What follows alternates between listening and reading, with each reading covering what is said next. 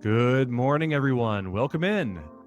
Led by Maxime Cartier, our head of human risk, who is here with us today on the panel, we at Hoxhunt were honored to contribute our research to the only Verizon DBIR this year. In this show, we are going to look at the Verizon DBIR's findings around the human element and how they can help us shape awareness programs with a very special guest, Phil Langlois. Phil is the lead data scientist and one of the co-authors of the Verizon Data Breach Investigations report. Prior to joining Verizon, he worked at CIS, leading various data-driven projects such as the CIS Controls and the MS-ISAC Nationwide Cybersecurity Review. When not working or recreationally programming, he enjoys the great outdoors of upstate New York with his wife, son, and dog. Hey, Phil, so glad to have a fellow dog lover here on the program. Yeah, absolute pleasure to be here. Thank you for having me. Great. And here to chat with Phil about the DBIR and securing the human element is our expert panel, Petri, Kuivala, and Maxime Cartier. Hey everyone, happy to be here. Happy to be here as well. So we have a lot to cover, so let's just dive right into it. Phil, I think it'd be great to begin with an overview of the key findings from the DBIR. And I understand you've put together a presentation that will go over those findings and put a spotlight on the findings on human element. Yeah, absolutely. Let me just pull it up. All right. So what we're going to do is we're just going to do a real quick high-level overview as to, why does the DBIR matter? Why are these findings relevant? And then as we're going through, we're going to have a discussion on some of the findings, because I'm very fortunate here to be with some experts in the field of the human element. So I'm thrilled to answer any questions that may come up. So for those who don't know, the DBIR has been around for about 18 years now. Initially, it started as purely an internal look in terms of the forensics and the incident response that Verizon had been conducting at the time. We published the first 2 reports just using our internal data. And after that, we had the US Secret Service reach out to us and ask, this is really cool, can we contribute? And since then, we've really kind of built this report based on these partnerships. So over the years, we've collected, I think, hundreds of different organizations that contribute incident data or non-incident data to really help tell the cybersecurity story, right? What is the current landscape? And how many different organizations and companies of different sizes are being impacted by these types of incidents and breaches? So that's really kind of the core data set that we have are these breaches and incidents. So this year alone, we looked at 22,000 incidents. So folks remember from those CISP days, incident is anything that impacts the confidentiality, integrity, or availability of an asset. And 12,000 of those are breaches. So anything that impacts the confidentiality element. And this year we actually had really good coverage, which is a terrible thing to say in data breach corpus, of different countries. So we had 139 countries as part of our data set. And even with this level of coverage, we still think, there are some intrinsic biases in every data set out there.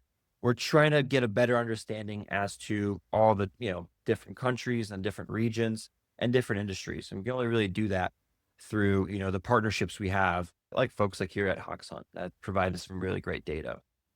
So yeah, that's a little bit of why we're able to talk about breaches. Do we want to continue to diving into some of the key findings? Yeah. Before we get there, let me just say that huge thanks for Verizon for doing this. I've been a CISO for about 15 years or so in a different large organizations like Nokia and NXP Semiconductors and helping multiple other companies. And I have read each and every 18 of these reports. And on my opinion, this report really is the Bible, as Elliot said. It helps us CISOs and security awareness managers and professionals to make the data-driven decisions. Without this, we would be totally lost. So huge thanks for you guys. Yeah, of course. I mean, one of the appeals to me working at Verizon, it's I kind of view as a community project. I'm only able to do this work because we have folks like you guys willing to contribute. And at the end of the day, the core of what we produce goes back to folks for that exact purpose, right? We want folks to make data-driven decisions. So yeah, absolutely. I'm the one that is appreciative of the folks willing to collaborate with us. So let's dive into some of the key findings. There is no quiz at the end of this, so you don't have to memorize all these findings. But for folks who don't necessarily know, I guess kind of the color of what we report on, this slide gives a high-level overview of the things that we talked about specifically in this year's report, which you can download at verizon.com/DBIR. It's free download. You don't even have to provide your email address. What we're really going to be interested in today is the human element. So you see the second bullet from the bottom, 60% of the breaches involve the human element.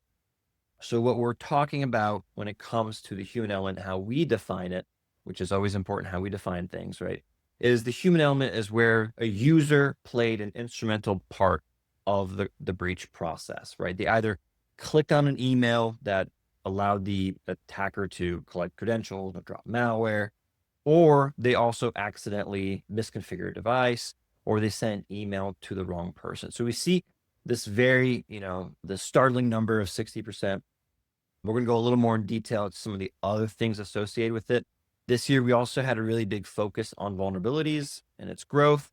So if you're interested in talking about patching and how terrible we are at as an industry, there's a lot of analysis on that. And then, of course, there's a lot of analysis on ransomware. I feel like I'm doomed to be talking about ransomware for the rest of my life, as I've written every ransomware section in the last 6 years. But let's start diving down to a little bit more of the details. So something that we've been doing for the last few years, and it's gone through a couple different ways, a couple different names where we've talked about the ways in as kind of the original, like what is the first step of a compromise? We've changed a little bit. We've evolved kind of how we do these calculations. What we're really kind of talking about now is the initial access vector, right? What are the methods in which attackers are able to start off their compromise or their attack path, or however you want to describe it? And we see the 3 typical offenders, which anyone who works in cybersecurity really shouldn't be too surprised in terms of what we see here, right? We see credential abuse at 22%. We see vulnerabilities at 20%, but then we also see phishing at 16%. And, these numbers has been a little swapping over the years in terms of, phishing was second place. Credential abuse tends to be first, but it's kind of this hot swap between exploitation and phishing, which honestly for day to day, I don't think is really as important as we can kind of say these clusters, these 3 things account for the majority of our breaches, right? And these 3 things are really where we need to prioritize our security defenses, right? We need to help users choose strong authentication methods, passwords that aren't spring 2022, exclamation point. We need to do patching. And of course, we need to protect against phishing, right? And I think I want to say this is common knowledge, but I think the split sometimes surprises people because we all come in with different perspectives.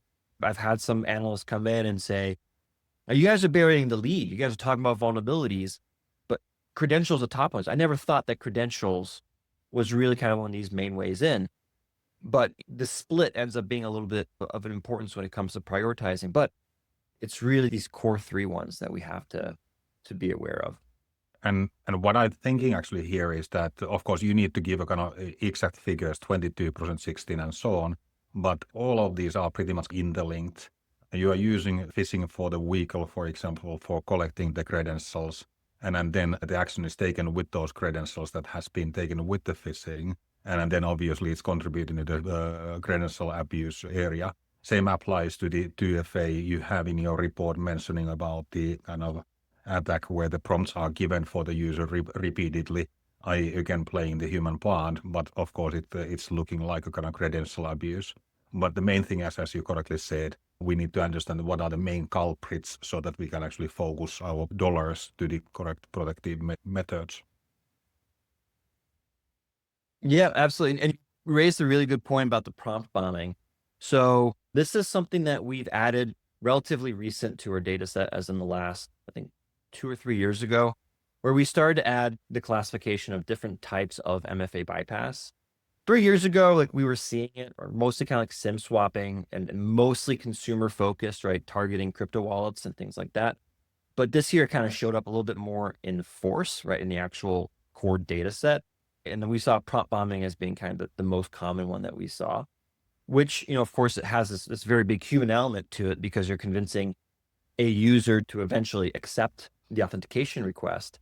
But I definitely had this moment, like, well, why is it so popular? Like, why is this by far the most popular method bypass? Of course, you see the adversary in the middle type attacks. You see stolen session cookies and things like that. We really say pop bombing. But then I kind of realized that I'm like, oh yeah, because there's no additional infrastructure, right? You just need a username and password, which are relatively easy to come by these days. And then you're just spamming. And then you're hoping that the user eventually will get tired of it and just push the accept and allow the attacker in. Exactly. It's extremely simple to perform. And then there's the human side of people being in a hurry, accepting whatever comes to their screen. It's a kind of really neat way to bypass the second factor. Sad to say so. Yeah. And I'm curious to get maybe more details about the credentials abuse title here, because in the report, in the 60% of breaches caused by the human element, the most common enumeration in there you mentioned is credential abuse, actually.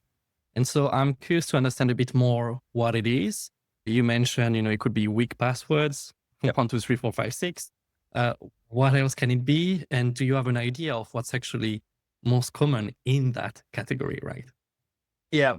So this is an area of a lot of interest to me personally. So when I started 6 years ago, right, there's always kind of this, you have ambiguous nature to the data set that we receive, right? You have to be comfortable with, right? You have to be comfortable that you're not going to have all the details, and you might not have all the details because the details might not be there. Even in the forensic cases, which are the gold standard for our data set that we translate to our data standard, sometimes you don't know, right? Sometimes it's literally the first step is an attacker logged in with a valid set of credentials, the VPN, and then what? No indication of phishing, no indication of, social engineering, no indication of X, Y, and Z. They just logged in.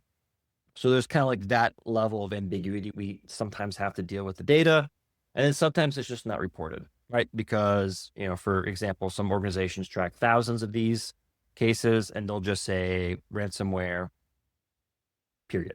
Right. So we have to kind of like go and like say, okay, well, there's obviously ransomware doesn't materialize. There's some unknown action that occurs beforehand. So we try to track some of those unknowns, but the area of credential abuse is an area that has a lot of unknowns, right? We have to accept that we're not really going to get the full picture in terms of what kind of weaknesses exist in the password. This year, we did a little bit of a deeper dive into one of the pillars that I think is the source of these unknowns, which is info stealers, right? And looking in terms of, these systems are compromised with malware, the credentials get shipped off to attackers and they end up in a bunch of different data sets, including combo lists, which are used for password spraying, right? So if you reuse your password between, your fitness app, and also happens to be the password you use for Steam, and may also be the password you use for your corporate system, right?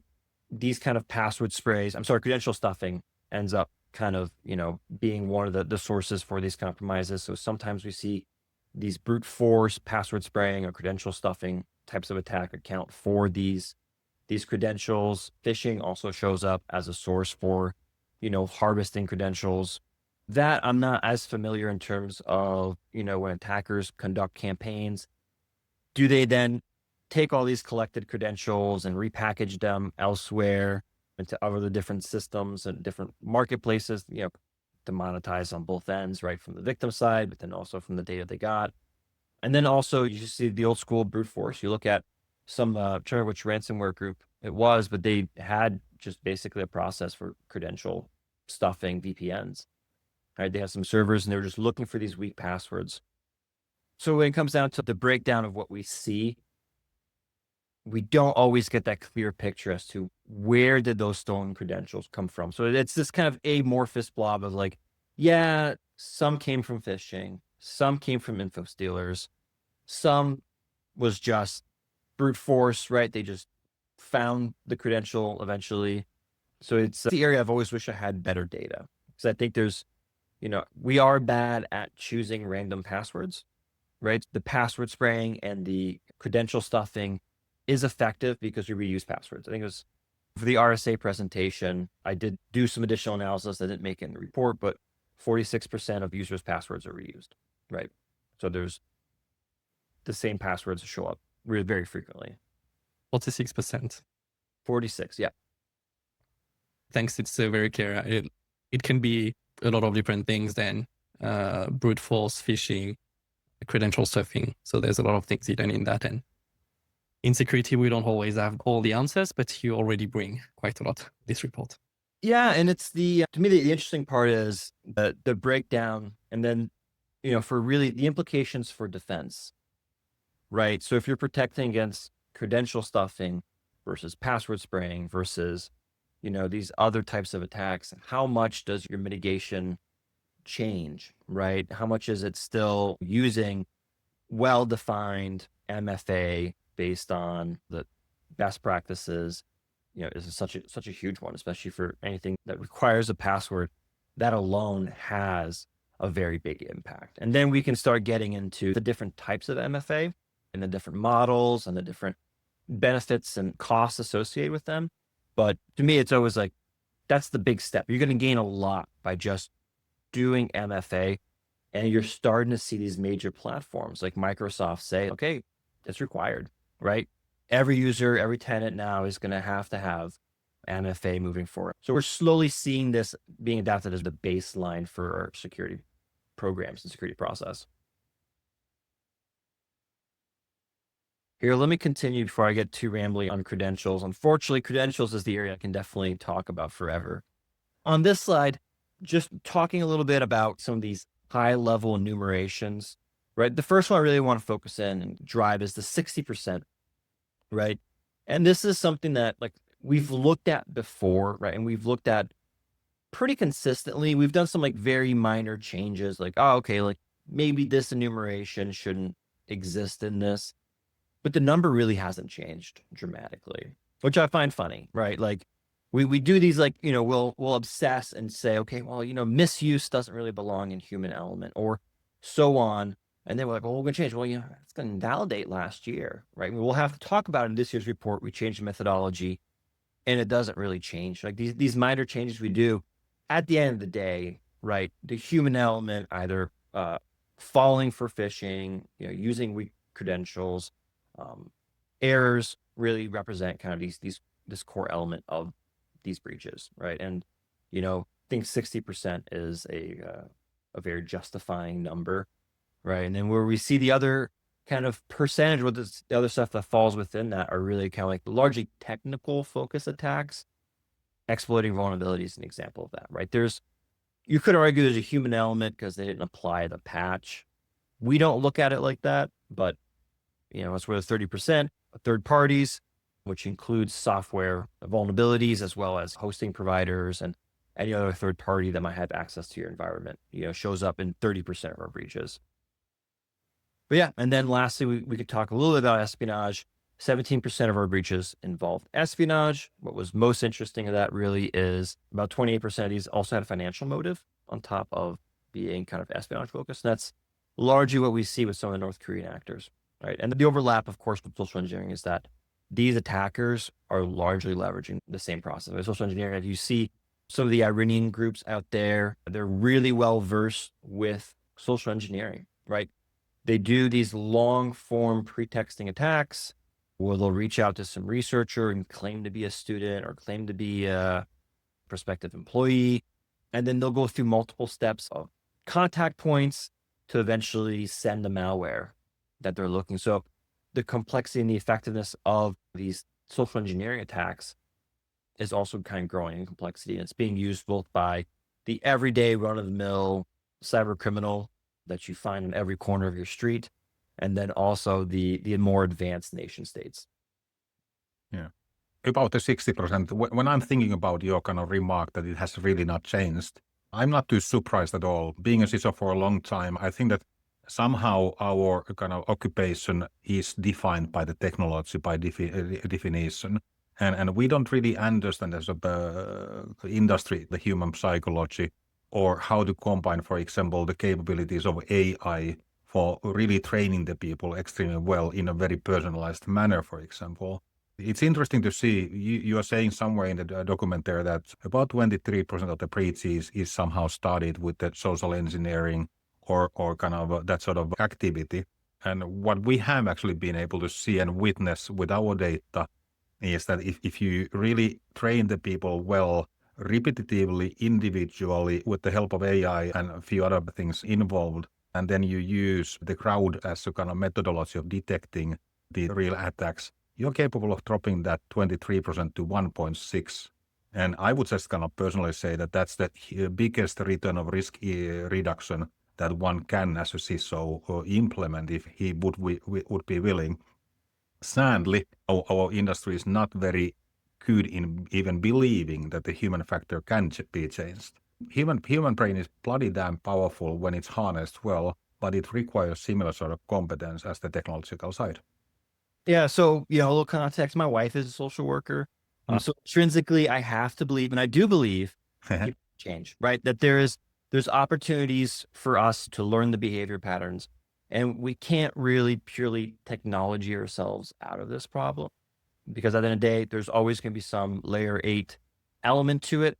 So we have to arm the layer 8 to be able to cue into what is possibly suspicious. And where we see that, I'm trying to remember if I actually put the slide in. I'll talk about it just in case I didn't. But one of the things we looked at was who's reporting the breaches. What are the sources of breach detection? And the obvious one that shows up in the majority of our data is the actor themselves telling folks that they compromised the organization. Ransom, yes. Ransomware, exactly, right. Ransomware. So we split it. So we took those out, and then we looked at the other subset of the data set that remained, and we found kind of two major winners, right? Mm-hmm. So you had infrastructure monitoring, right? Your IT detected something weird going on, and they investigated. And the other one was reported by an employee, right?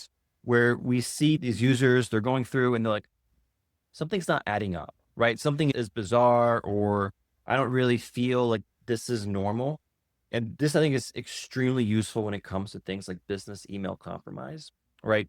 Because there's a lot of pretexting. They're using an existing email chain.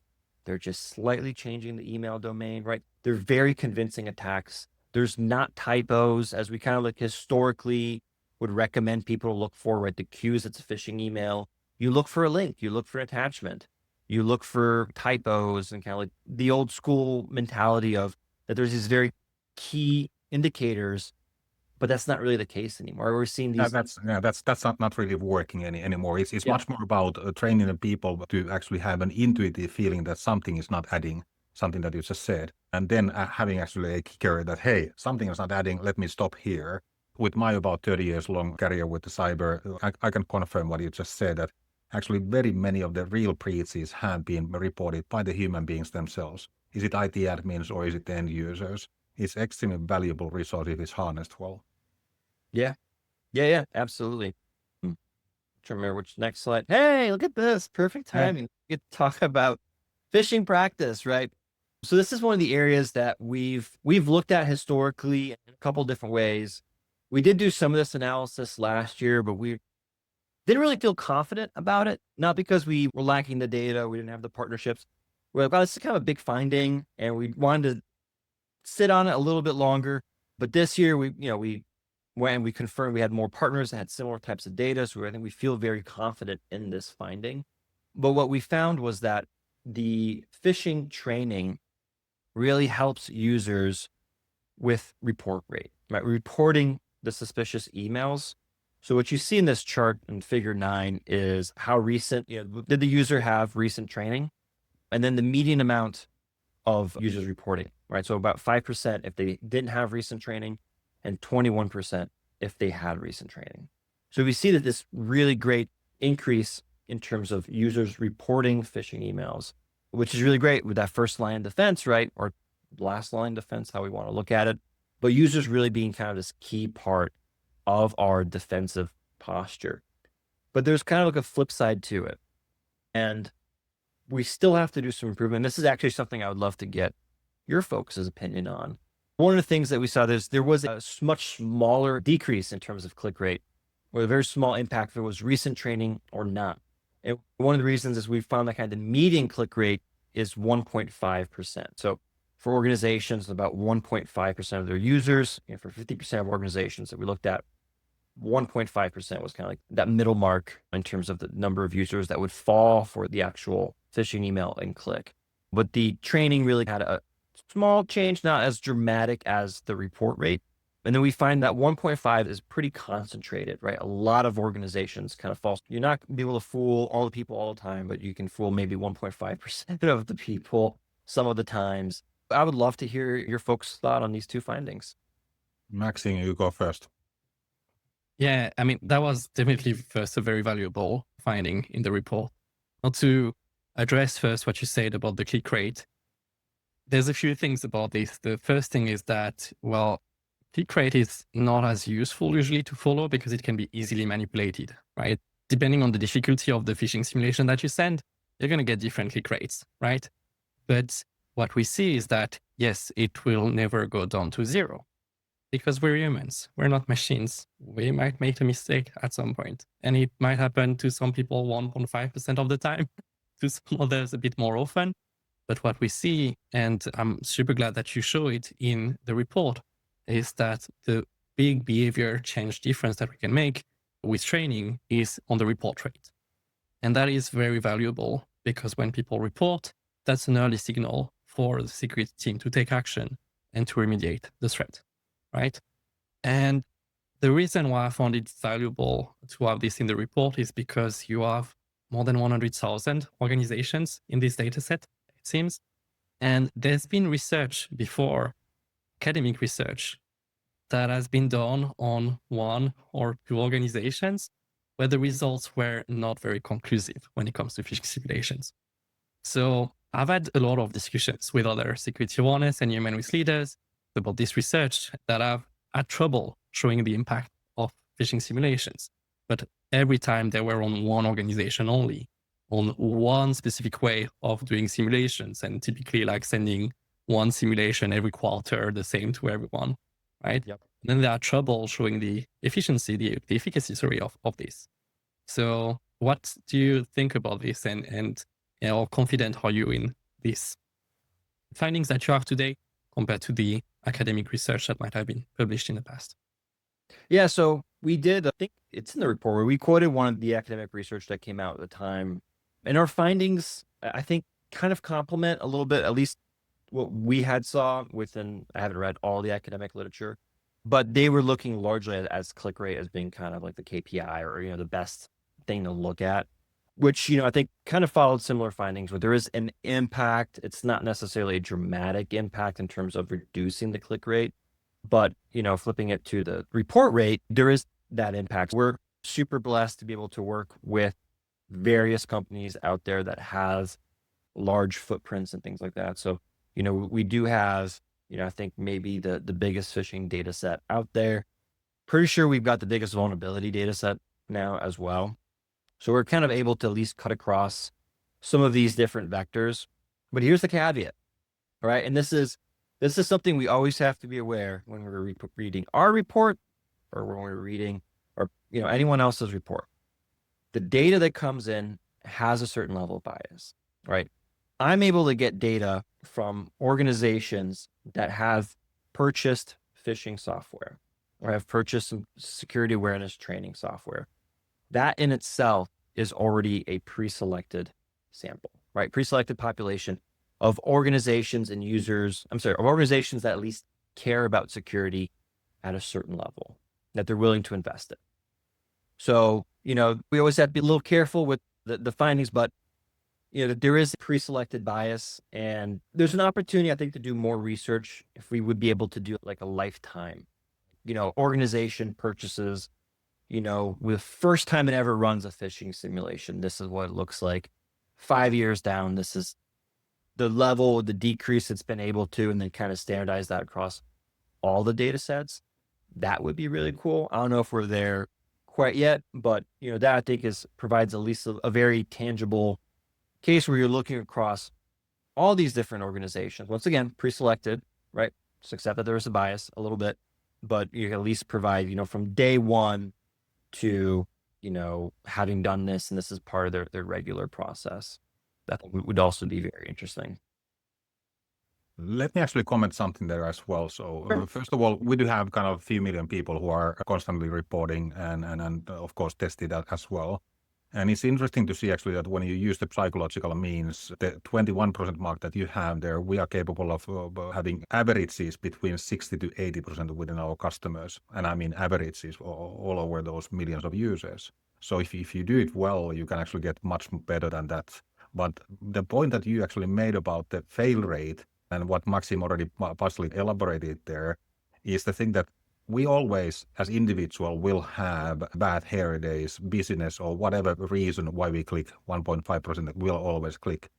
That's not actually the thing here. The engineers, so to say, want to always concentrate that it's not perfect. Nothing in life is perfect, but in here, we should actually build a system where the rest of the team, i.e. the tens of thousands of other people who reacts to that and reports, will save the ass of the one who fails today. So it's actually a collective thing instead of individual thing. And that's what we are getting quite wrong actually in this industry again. Yeah, I think you totally nailed it, right? It's not about the individual. It's about the larger system in place. Yep. I've fallen for a phishing email, right? We I all think have. everyone here probably has. Okay. And if you haven't, you're probably lying about it. It's hard not to, right? We have millions of emails coming in. There's always things that need to be actioned. There's, a lot of the cues that they tell us to look into for like a sense of urgency and blah, blah, blah. How many urgent emails do you have in your inbox right now? I have a bunch, right? Like it's hard. It's hard to stay on top of it.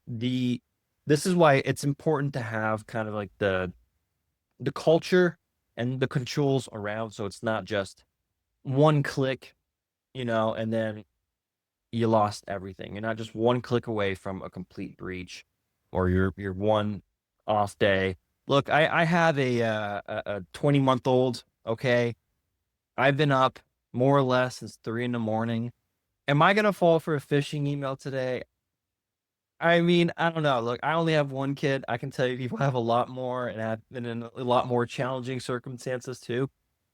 My judgment's not always going to be there every day. And especially I think with the phones is also interesting because there's a different way in which you view emails. There's different information that's available from the phone client versus the computer client, which makes it challenging to even be more proactive because I can't really hover over the link on my phone to see where it goes. But yeah, it's all about the system instead of individual. But the one thing that I would really like to ask from you that if you go beyond the phishing, which is kind of nailed down quite well now here, what would be the top 3 to 5 other human behaviors that you would like to actually somehow change if you would have the magic wand? The other one I would really like to change, and it ties back to the business email compromise, right? And this is a process thing, right? Where, I was thinking back a couple of years ago, probably 5 years ago, maybe a decade ago at this point, we were seeing these low-level effort attacks, but I mean, they were clearly working because they were doing it. But they were just emailing users, pretending to be the CEO, right? And asking for, I'm planning a party. Can you go buy a bunch of gift cards and send them over? And, I had a good relationship with the CEO of my previous job. He's not asking me to go buy gift cards. Right. So that's kind of like an obvious one where you're like, okay, he's probably not emailing me from his, AOL account. Probably not going to be asking me. It gets a little more difficult when you're in payroll or you're in accounts payable. And then you get that email asking, can you update the bank account? Right. Because that's a regular part of the process. It's coming in from the, an existing, what you think is an existing trusted email chain, right? That has the same email, lookalike domain typically. You're right. What's that level of effort? And is it, just as simple as pick up the phone, right? Is it just as simple as, there's a second way of contacting them? But then it gets difficult because you can say pick up the phone and you call the number that's in the email chain, right? That's in, right. But it also happens to be the attacker one, right? So there's kind of these process things that, we have to start looking into to, I think, really kind of reconfirm the trust we have in these the digital identities of the folks that are communicating with us. So it's that extra level of scrutiny. And I think it really ends up being a process. But here's the flip side. Look, I've never worked in accounts payable. I don't know how many of these emails are coming in terms of just regular week to week. These bank accounts need to be updated. Same thing with payroll. Payroll's also being targeted, right? They ask your HR person to update your bank account. I don't know how many of these requests they get. I don't know if it's simply not scalable to ask them to pick up the phone or to get a Slack maybe. I don't know what the a second means just to verify. That's that one extra step I think would go a long way. But there's always that kind of that business need, right? How much extra time does it take to do that? But I think that would go a long way. Just do that. The extra confirmation out of band would go a long way to help stop some of these more advanced and cunning types of attacks. And use strong passwords. But I mean, I don't think that's happening. Unless everyone gets a password manager, I don't think we're going to get good at selecting passwords. Perfect. So I just have, I think, one more slide, really.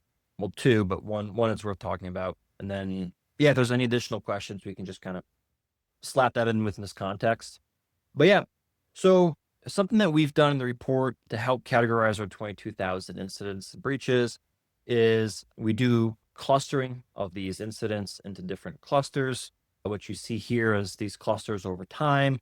As you can see, there's, system intrusion is the top one, which is really where ransomware resides. We see basic web application, which is typically just attacks on authentication.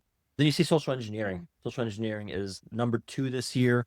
It was number 3 last year, but it's always kind of hovered as, some of these top ones. There's just kind of this persistence of, the human element is, like I said, always shows up as one of the top things, 60%. Even looking in terms of these incident patterns, it shows up regularly as being one of the top ones. So just in terms of how we define social engineering, this is a breakdown of the action variety. So you see phishing, I think is pretty self-explanatory. Pretexting is the business email compromise types of attack where they have an email chain or something that already exists and they're using that as context for the attack. And those are also, obviously, they show up in our breaches. What we're showing here is actually their incidents because business email compromises typically don't always compromise the data of the organization. The organization just sends their money to the wrong bank account.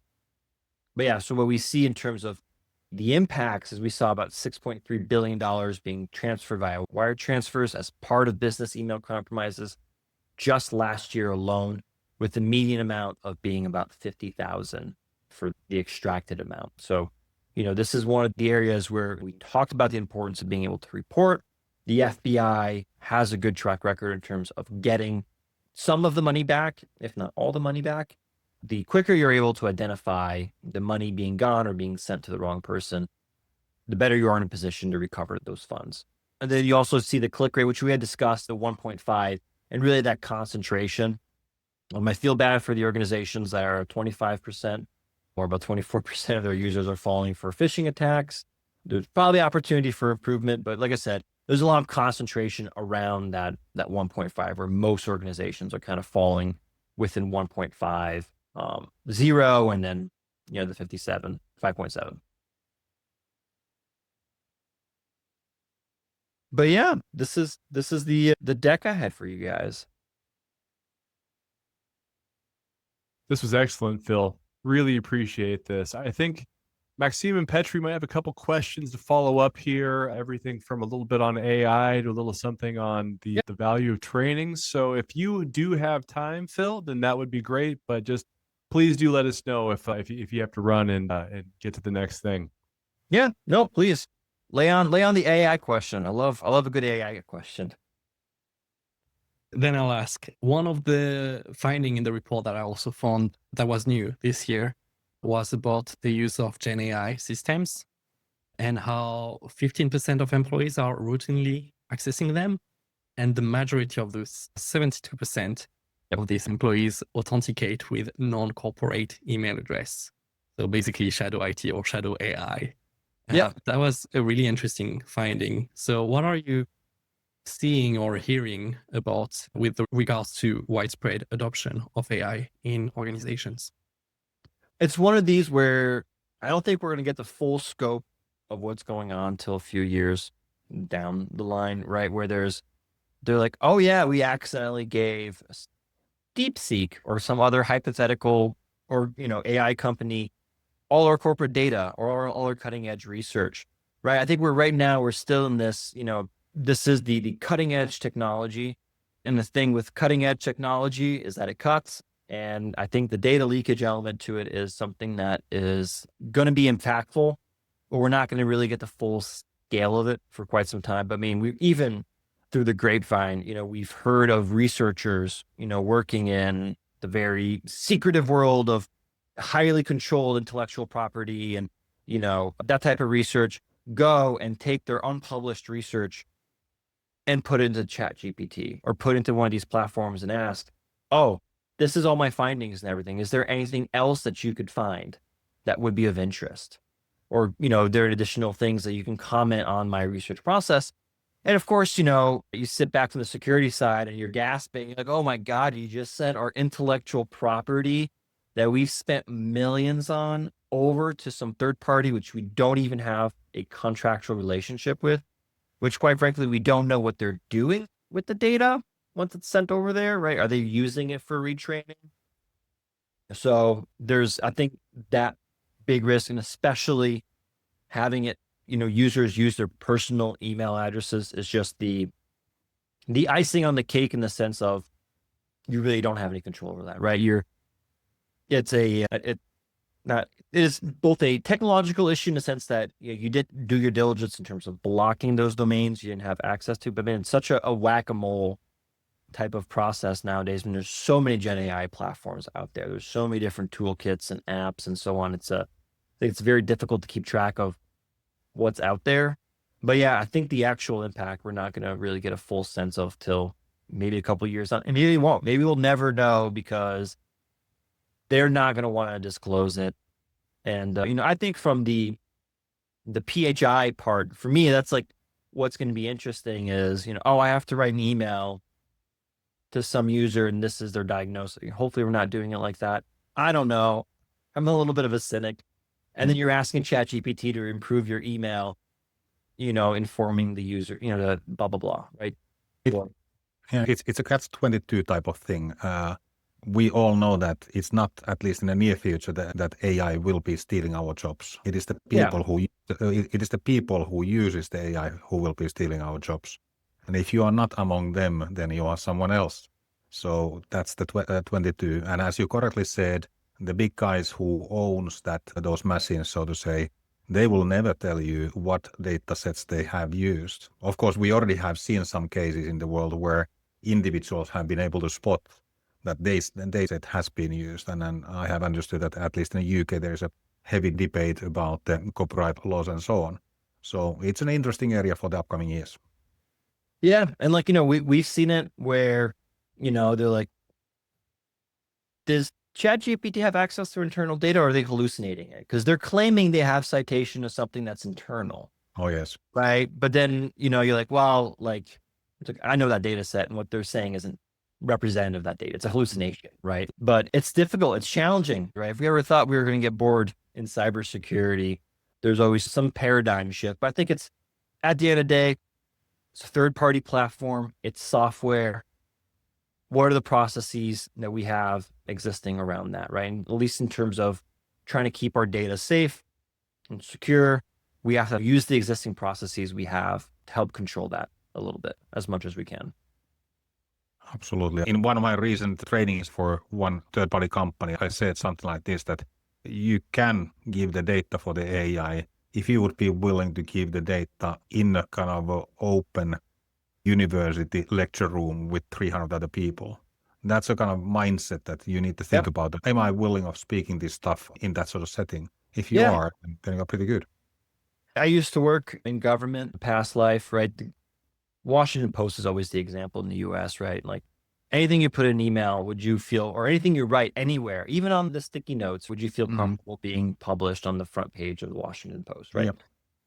I think it's the same thing, right? Anything that we're saying to these platforms, look, I mean, we have to, everything's being recorded. Like, I think at this point, people are probably aware of that, right? Like, everything's being logged somewhere. There's a giant database of every single query you've ever made to ChatGPT and so on. So we just have to be aware of this exposure. And yeah, it's my AI companion, but the data is going elsewhere and you don't necessarily have control over that data. Correct. I also wanted to take the opportunity to say that, well, I'm super, super proud that we got to be a contributor to the Verizon Data Breach Investigation report this year. As Petri mentioned, been the same for me every year. For the past 10 years, I've read the report and I use the figures about the human element, as you can imagine, extremely often referring to the report, whether it's with management or in different discussions. So super happy that we got to be a contributor. And I wanted to thank also all the Hoxhunt folks who have contributed to analyzing the data and sharing the data set with you. And obviously, thank the whole Verizon Data Breach Investigation report team for this fantastic work. Yeah, like I said, it's absolutely, it's our pleasure. It's a labor of love. But to hear people are leveraging it, that's always been kind of like my goal, right? I want to make folks' job, I want to make CISO's job easy to go to the board and say, look, these are the controls we need, and this is why, right? Here's the data, and this is why we trust, X, Y, and Z. Verizon is why we trust, blah, blah. I really want to arm folks so they can go and make pitches for good cybersecurity. Because at the end of the day, we all know what needs to be done, right? I think there's pretty good consensus. We can agree on 80% of the things that need to be done, but we spend so much time arguing over the other percent. So I just want to make it so clear, just like, these are the things we need to do. And it makes me happy. I've been able to find peers and other organizations that see similar values, right? Being able to help their customers, help other folks that go beyond their customers to really raise all ships. So yeah, thank you so much. Fantastic. Oh, Phil, thank you so much for coming on like this and for putting together this presentation and for speaking with a special focus on social engineering and on the topics that are so relevant and so important to us and to our audience. This has been awesome. Really, I had high expectations and this exceeded them, so I really appreciate it. All right, I'll take that. Yeah, absolutely. It's my pleasure. You guys definitely put in more work than it takes for me to go do these presentations to help get the data and all that. So I've always thought that hopping on a presentation is like the bare minimum we can do. We can run our mouth a little bit about the topic. So yeah, no, absolutely. Like super happy to help you guys. You guys helped us a lot. I'll probably be in touch later in the summer where we're going to start looking in terms of queuing up next year's research. And then, yeah, we're going to hopefully keep this party going. Looking for collaboration. We'll be contributors for the next report for sure. Excellent. Awesome. Looking forward to it. Good meeting you. Thanks, everybody. Thank you for joining us for today's show. Thanks to Phil. And if you have any questions you do want to send him, he gave the information there to reach out to the Verizon DBIR and himself. If you have any questions on how to apply the learnings from the Verizon DBIR to your security awareness program, please do feel free to reach out to Maxime and Petri and myself. And Hoxhunt in general, we're happy to answer any more questions that we haven't answered here in the chat. And Phil, all the best to you. All right. Thank you so much, folks. Take it easy. Bye.